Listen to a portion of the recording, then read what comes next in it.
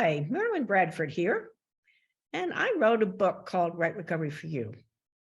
And a question I get frequently is, what was my inspiration? Why did I do it? Well, years ago, I won't even say how many, I was labeled an alcoholic and I went through traditional treatment and I became sober and I went to meetings and I did all of that.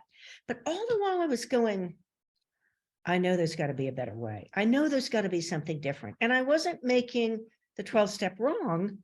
It's just, it seemed to limit what we could be.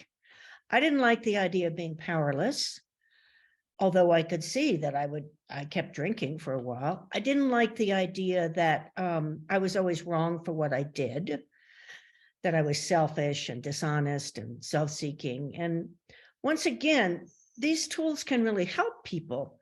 And I'm like, what else? What more?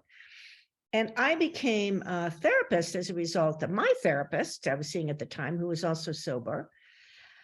And he said, well, I'm going to recommend this program to you, but just take it with a grain of salt, which I really appreciated, which I did.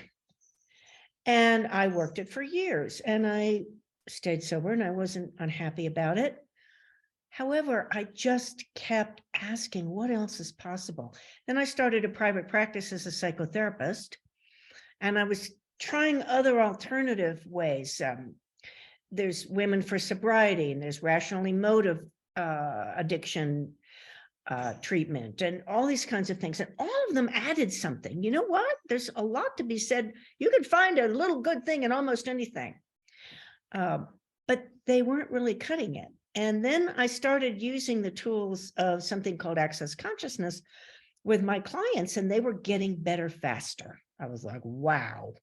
And it was things like being in the question and not trying to shove an answer down somebody's throat.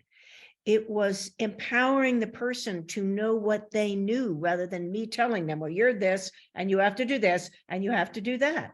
It was a whole different shift energetically in how I was approaching things.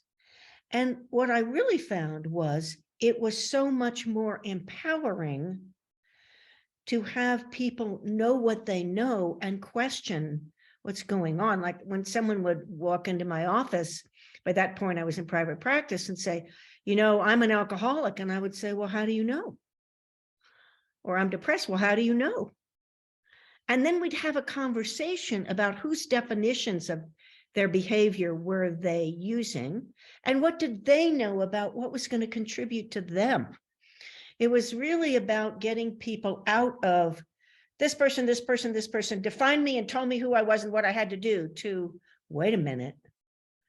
I'm a being that has the capacity to know what's right and true for me. And maybe I need some input, some information. Maybe I do need to quit drinking, or maybe I do need to look at my perfectionism or this or that. But it's all about, what do I know that's going to create greater for me? Not what does some expert tell me that I have to be and do. So that was essentially the inspiration for beginning to write down everything I discovered by using different tools with my psychotherapy clients.